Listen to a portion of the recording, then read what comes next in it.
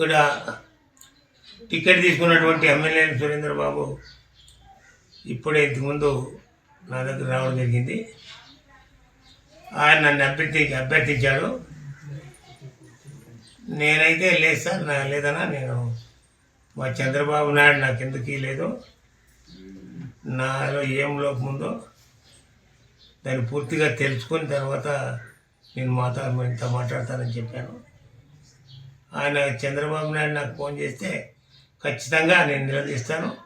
ఎందుకు నాకు ఇవ్వలేదు, నేనేం తప్పుడోడా, లేకుంటే నేనేం లంచుకుండా, లేకుంటే ఎక్కడైనా ఏదైనా పొరపాటు ఉంటే ఒక్కటి చెప్పని చెప్పి నేను అడుగుతానని చెప్పాను.